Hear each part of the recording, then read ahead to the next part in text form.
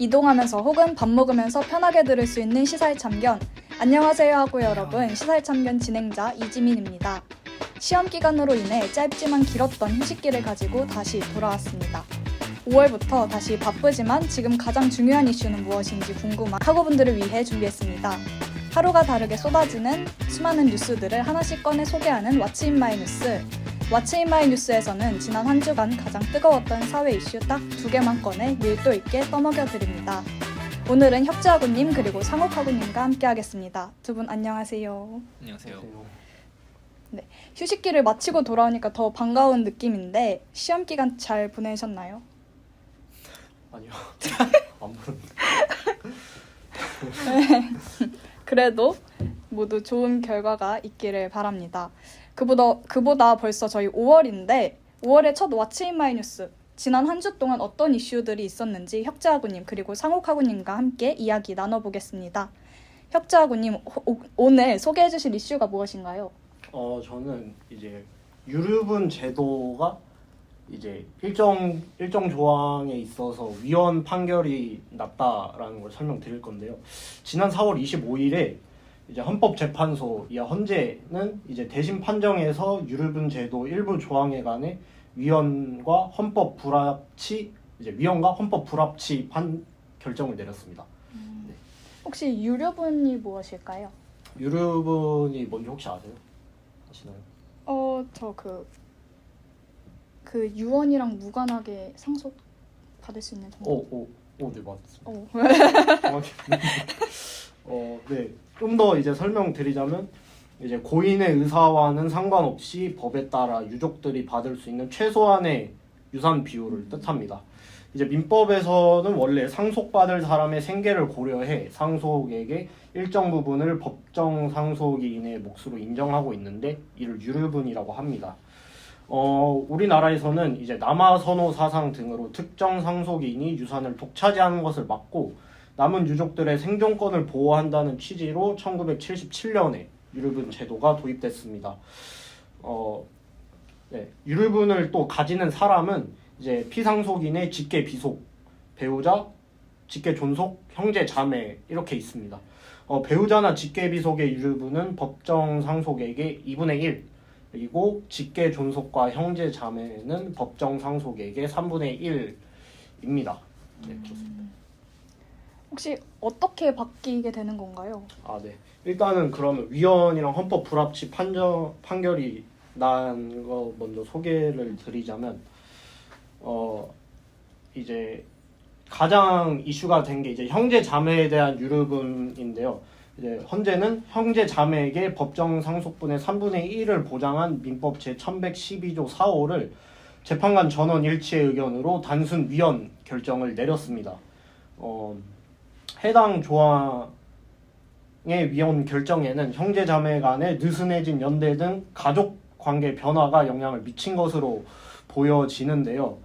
이날 헌재는 형제 자매는 재산 형성에 대한 기여가 거의 인정되지 않음에도 유류분을 보장하는 것은 타당한 이유를 찾기 어렵다고 그 이유로 설명을 했습니다.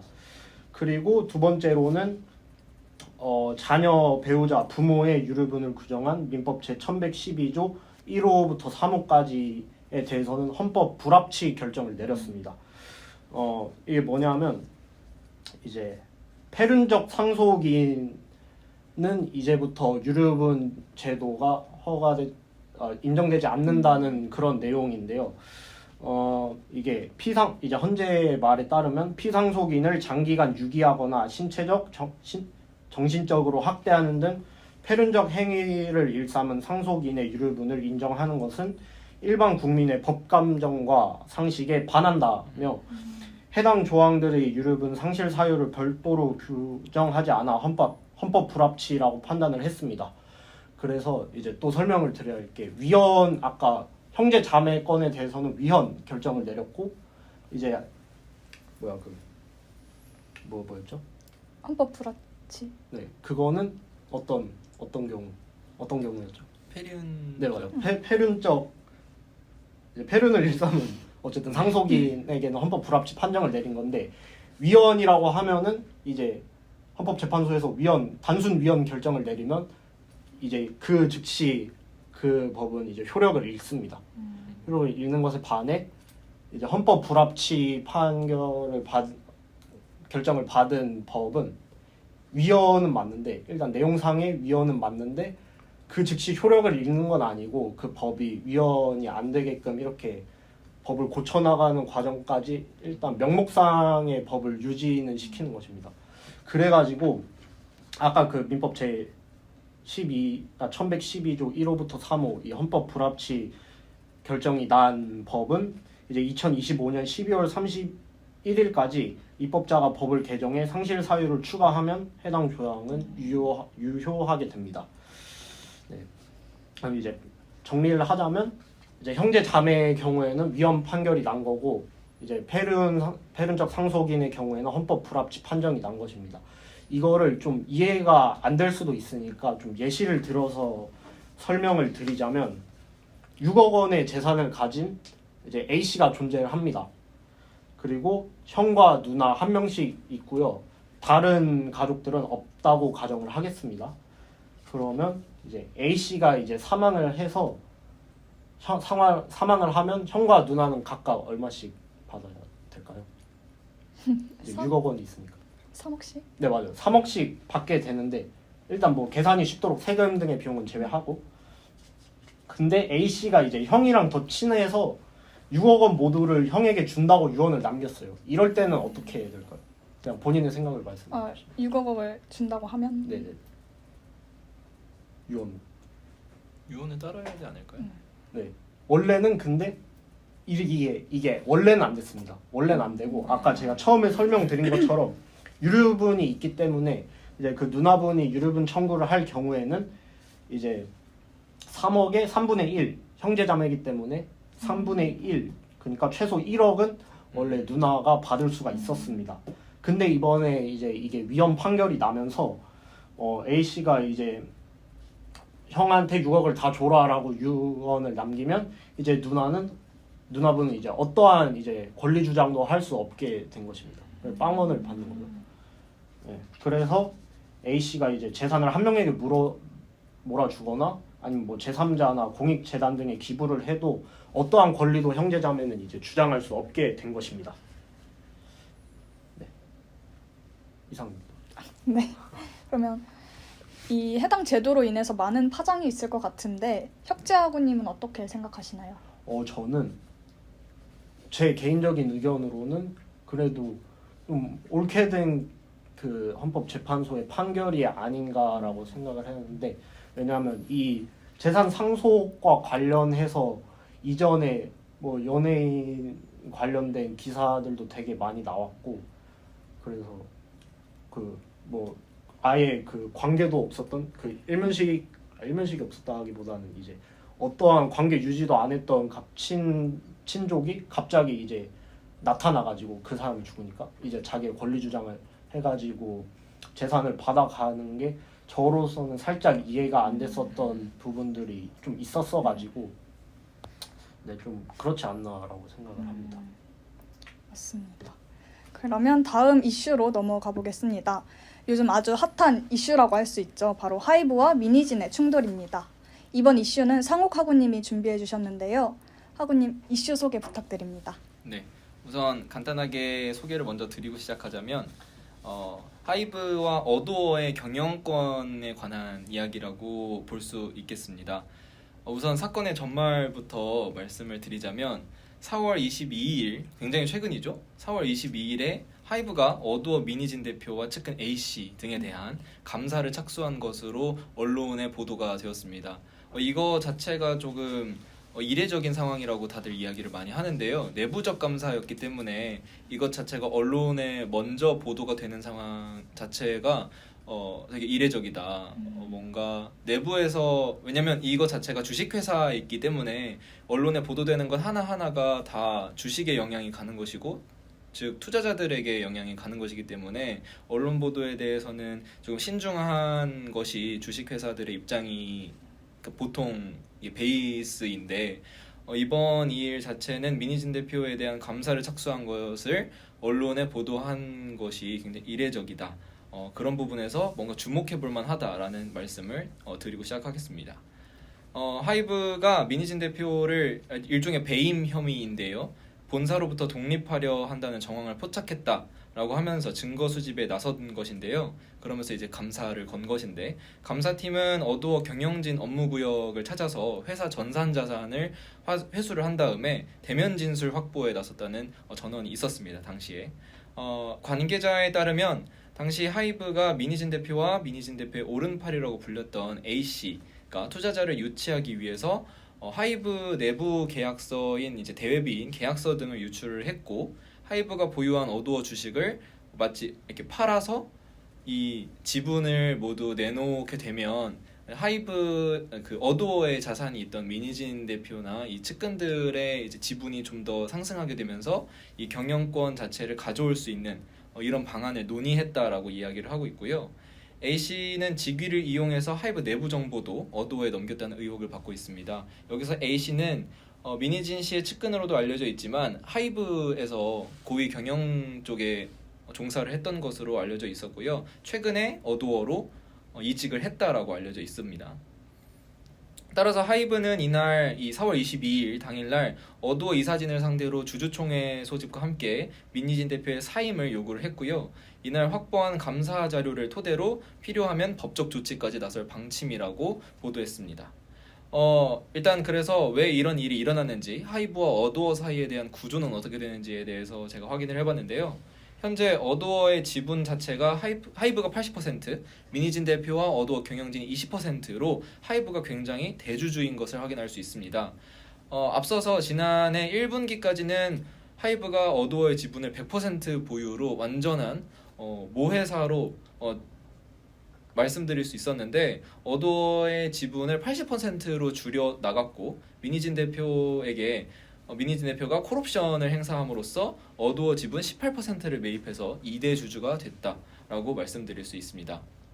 따라서 1대 주주는 80% 소유하고 있는 하이브가 1대 주주가 되겠고, 18%를 매입하고 있는 민희진 대표가 2대 주주다라고 말씀드릴 수 있겠습니다.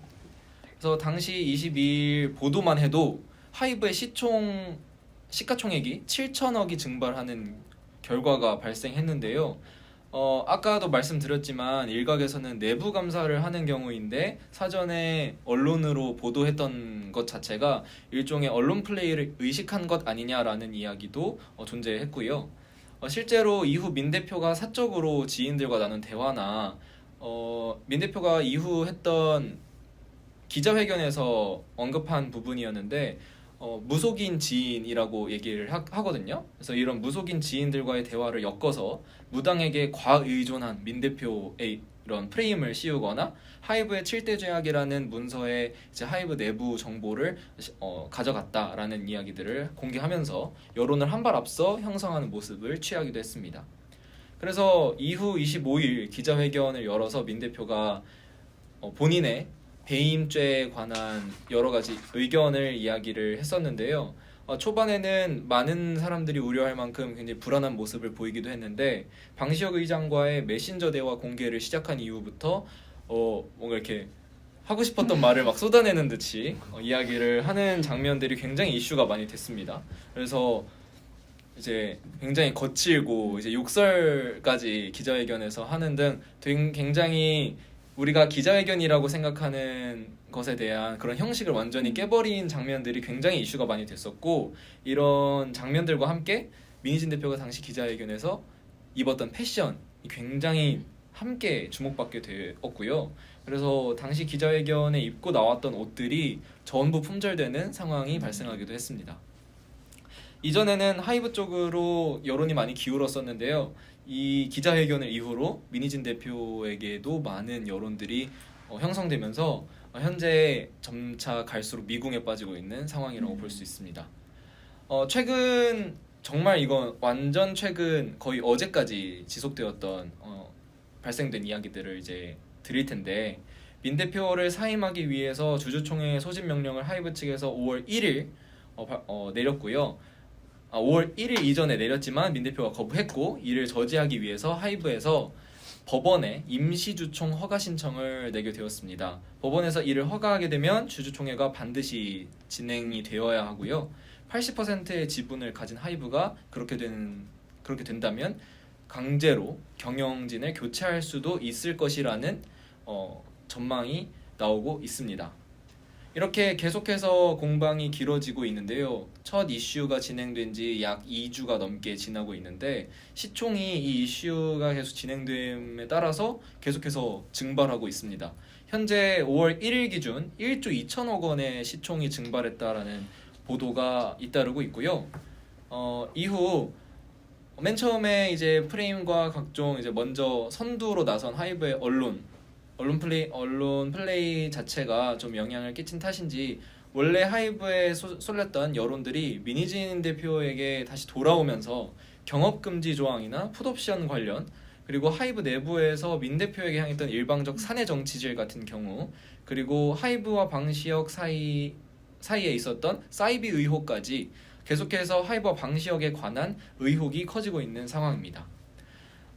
따라서 이번 이슈로 인해서 많은 사람들이 걱정하고 있는 것이 소속 아티스트들은 이런 상황에서 고통받고 있는 상황이 연출되는 것은 아닌가. 어른들의 싸움에 그 청소년들인 이제 아이돌들이 피해를 받는다라는 이야기들이 있었는데요. 현재 보도에 따르면 하이브 내부 소속 아티스트의 실적들이 내부 이슈에도 불구하고 계속해서 호재를 맞이하고 있는 상황이라고 합니다. 다만 이제 뉴진스를 보유하고 있는 어도어의 입장에서 민 대표가 뉴진스의 메인 디렉터이고 어도어의 핵심이자 전부인 상황에 민 대표와 측근 경영진들이 모두 교체가 된다면 뉴진스의 향방이 불투명해진다는 것은 거의 사실기정화되고 있습니다.